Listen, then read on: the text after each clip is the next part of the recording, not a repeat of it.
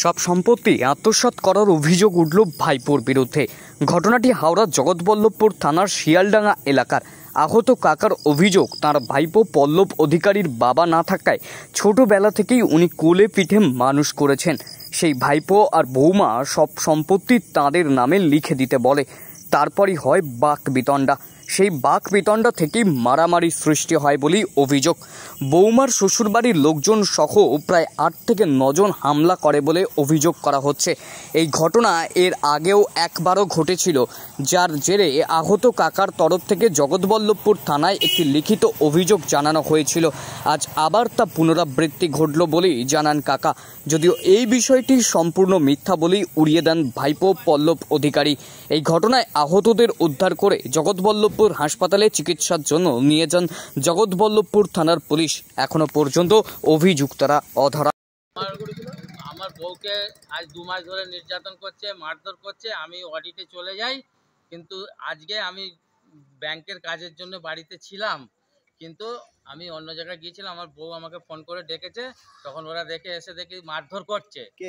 ওতে ভাইপোর বউ, ভাইপো আর ওর বউ, ভাইপোর বউ এমনি তো মানে কি কারণ না, ওরা এমনি কথা কাটাকাটি নিয়ে বিভিন্ন পারপাস নিয়ে অশ্লীল গালিগালাজ হেন তেন করে মারামারি করছে। এবার আমি এসে গেছি। বাড়ি সন্ন্যাসী মণ্ডল, ভাইপোর শ্বশুর। কোথায় বাড়ি?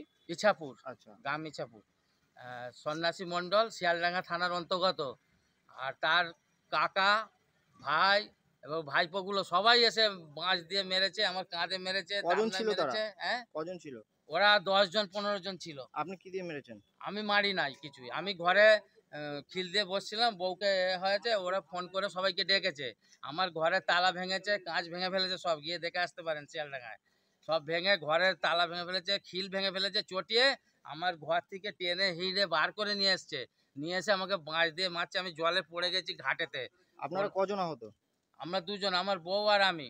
এখন হসপিটালে এসেছেন কি চিকিৎসা করাতে? হ্যাঁ, হসপিটালে চিকিৎসা করাতে আছি। পুলিশ কেস আগে থেকেই দিয়েছিলাম 1.5 মাস আগে, কিন্তু পুলিশ তো তখন জানি আজ মারধর হয়েছে বলে আরো চলে এসেছে। আমার বৌদিরা জগৎবল্লভপুরে এসেছে, বড়গাছিয়া থানায়। জাঙ্গিপাড়া বাড়ি, বাপের বাড়ি, ঠিক আছে? জাঙ্গিপাড়া বাপের বাড়ি। আমার বাপের বাড়ির লোকেরা হয়েছে বড়গাছিয়া থানায় বসে আছে উপস্থিত সবাই। ওদেরকেও মারধর করতে যাচ্ছে ওখানকার লোকগুলো, ইচ্ছাপুরে। এর আগেও ঝামেলা হয়েছে? এর আগেও বউটা রিম্পা অধিকারী, ও ফোন করে ডেকেছে। ওর বাবা সন্ন্যাসী মণ্ডল কাঠের কাজ করে এসেছে, এবং ওর কাকা এসেছে, ওর আরেকটা কাকা এসেছে, তার ভাইপোরা 4-5 জন এসেছে। এসে হুমকে মারধর করব, ঘুষি ঘাসা সব দেখিয়ে গেছে। তারপরে আমি থানায় গিয়ে রিপোর্ট করি 1 মাস আগে। তো এখন আজকে সবাই এসে আমার জানলা ফাল্লা ভেঙে ফেলে, আমাকে হিঁড়ে মেরে এরকম ভাব প্রতিক্রিয়া করেছে ওরা সবাই মিলে। আপনার বাড়িতে কজন ছিলেন? আমার বউ আর আমি থাকি, আমাদের নিঃসন্তান। আচ্ছা, ওটা আপনার ভাইপো হয় বললেন? ভাইপো, ভাইপোর বউ আর আমার বৌদি। ভাইপোর কি নাম? ভাইপোর নাম পল্লব অধিকারী, ওর বউ রিম্পা অধিকারী হয়েছে, এবং ওর মা হচ্ছে, ভাইপোর মা হচ্ছে অনিমা অধিকারী। আপনার নাম? আমার নাম কাশীনাথ অধিকারী। আমি যেহেতু নিঃসন্তান, আমার সব সম্পত্তি ওকে লিখে দিতে হবে। আমি লিখে দেই নাই বলে এইভাবে জোরজবস্তি করে মারধর করছে। আমি ওখানে থাকবো না, আমি ঘর বাড়ি বিক্রি করে দিয়ে পালিয়ে আসবো। ওখানে থাকবোই না, আমি আমার জাঙ্গিপাড়া শ্বশুরবাড়িতে থাকবো। আজ 2-3 মাস এরকম টর্চারিং হচ্ছে।